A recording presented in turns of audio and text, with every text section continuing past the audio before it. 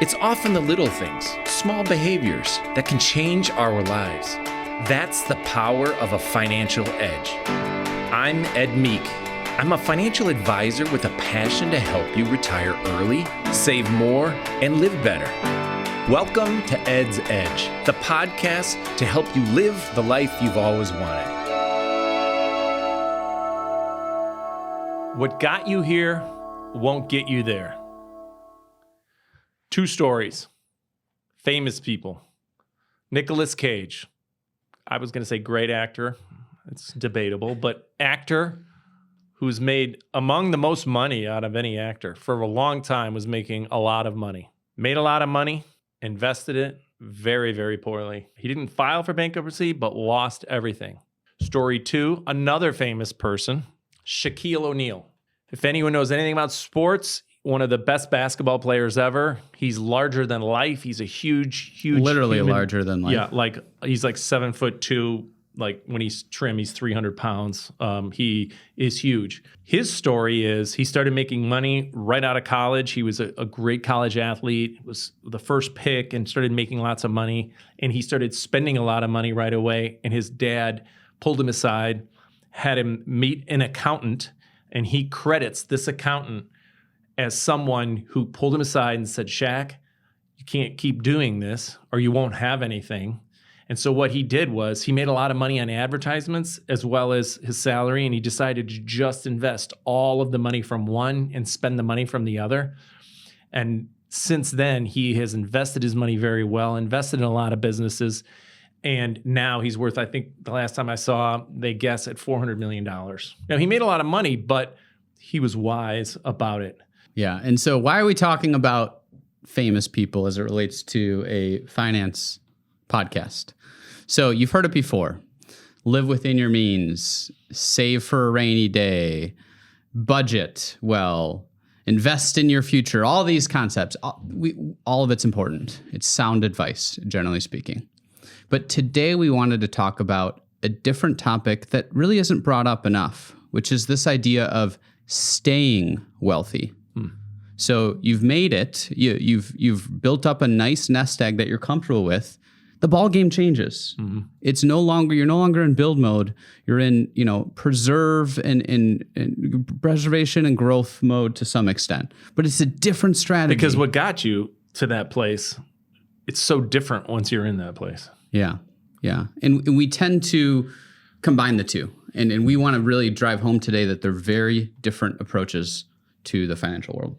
So I've got two scenarios for you. These are more likely scenarios for you on the audience and us, because the two people I talked about made exorbitant amounts of money that, none of us really make. It's very few.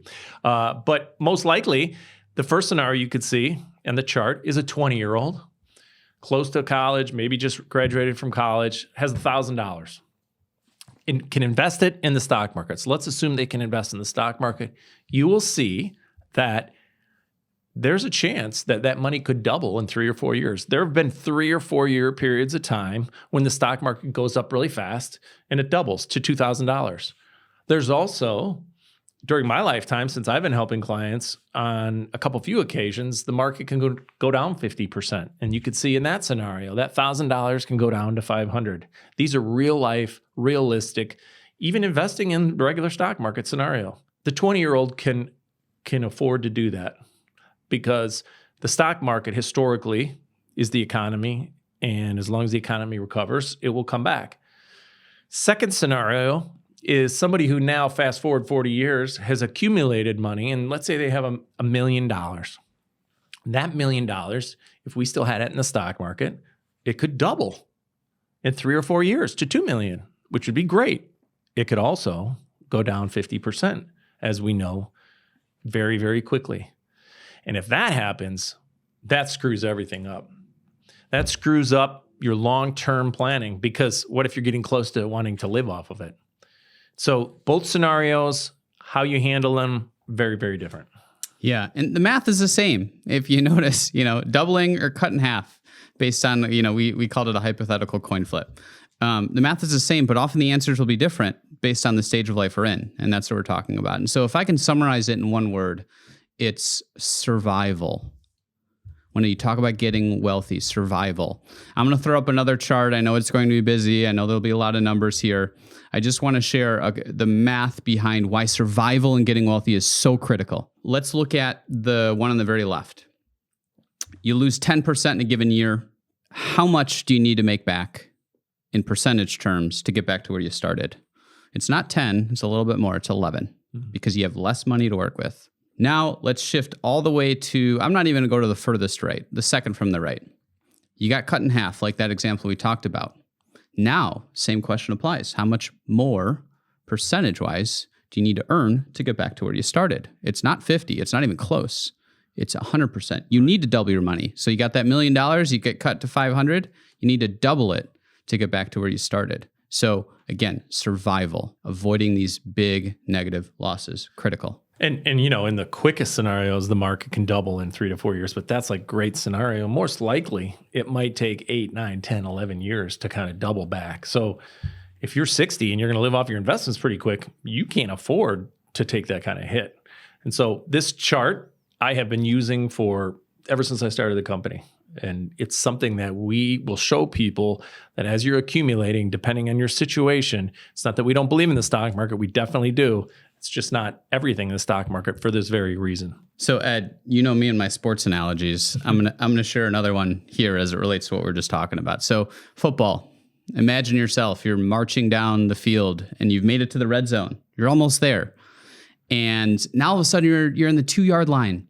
And you're doing a QB sneak, you're catching a ball and trying to get it in the end zone, and no one's in front of you. Do you want to showboat? Do you want to hold that ball out? Do you want to dance like those around? wide receivers who want to show everybody how great they are, right? Yeah, you run the risk of fumbling. You run the risk of stepping out of bounds. Maybe someone catches up to you for showboating. You're Instead close of just to the end taking zone. the guaranteed touchdown 6 points, right? All that work for nothing, potentially. So that's what we're talking about here. Yeah. I mean, you invest in the stock market a year, 2 years, right at retirement. You get all your money in the stock market at that point in time, you are running the risk of fumbling. It can really, really screw things up. So yeah, this one was a good one, James. Good sports analogy. But, I share too many with him, and sometimes he just rolls his eyes. But I guess this one's the camera guy, he cuts out me rolling my eyes a lot just because I do it so often. But we've seen it time and time again, right? Where we've timed the market in the past, or we've seen people who've timed the market in the past, and it feels like they can keep doing it. That's one of the biggest risks. If people get to the sidelines, it works. It generally is really difficult to keep doing that. And eventually, once you've kind of got to that point and you've made it, what happens when the music stops? What happens when the market eventually goes against you? You have to have it set up. So let's talk about the potential do's and don'ts of staying wealthy. So I'm going to be the good cop. Do diversify. Even when you're young, diversify in stocks. As you get older, bring into account more bonds, but make sure you're diversified. So I guess that makes me the bad cop. Is that what you're alluding to? Yep. Time. Very politely. Okay. So don'ts, I guess. One don't along those lines on diversify is don't have too much concentration in any individual stock, or overall too much risk when you're at that stage of life. Don't do that.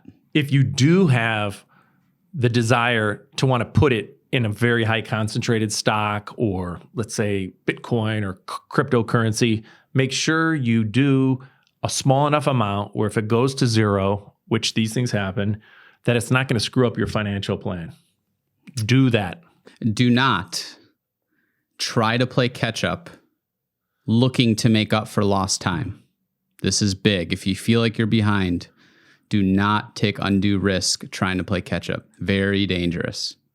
Do make sure as you plan for your financial plan that it's not going to go according to the way you want. That's part of planning. Along similar lines, do not be married to every single number that your financial plan says. Life changes. Account for room for error. Do believe in yourself and your skills and your value to the world. Optimism is so healthy, and we don't talk about it enough on this podcast. You're right. Along similar lines, taking the opposite approach here, right? So we want to be optimistic. Do not think you are invincible. Stay humble. Remember those famous individuals we talked about? They fell into that trap. And so, in conclusion, a question we wanted to leave you with to really understand, am I in a good spot? Do I need to shift to the staying wealthy mode? Is ask yourself this question, answer it honestly. No one else is going to answer this but you. If the worst case were to happen to myself today financially, how long would my money last? Based on that answer should help you determine what some of the strategies you should take. It's a good question for everybody. Yeah. What got you here won't get you there. Just remember that. Well said. All right. I think that brings us to Ed's food for thought. There's a change in the scenario, and I no longer want you here. So we are planning for my Please leave. plan not going according to plan. Okay, I guess I'm out. We'll talk to you next time. We have a special guest today, a more important guest than James. Nikki from our office. Hi, Nikki. Ed. So I've shared a lot of recipes, good dishes, good restaurants. And in the office, we do talk about food a lot still. In fact, that's a prerequisite to work here at Edge. You have to talk about food. So Nikki likes to cook. And I said, Nikki, what's like a recipe you love to make that people love when you make? And what did you tell me? Macaroni and cheese. A good basic staple. Why this macaroni and cheese, Nikki? It's not the macaroni and cheese that comes in a box. It's a homemade macaroni and cheese. My aunt made this the first time like 20 plus years ago, brought it to Christmas dinner. I've been making it since. My boyfriend's daughters ask for it all the time. It's got Gruyere cheese, sharp white cheddar, a ton of butter. It's not your diet food. It's funny you said that about the craft because this weekend, my wife and I had the grandkids over, and I said to her, "What's the thing you're most excited about?" And there's a little restaurant in downtown Glen Ellen next door. It's called Two Toots, Toots. It has a little train that goes all the way throughout the restaurant. So kids love watching the train, the food drops.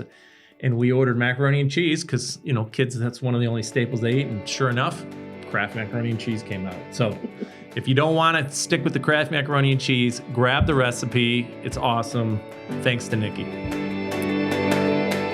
This podcast represents an assessment of the market environment at a specific point in time, should not be relied upon as investment advice, and is not intended to predict or depict performance of any investment. Any specific recommendations or comparisons that are made as to particular securities or strategies are for illustrative purposes only and are not meant as investment advice for any viewer.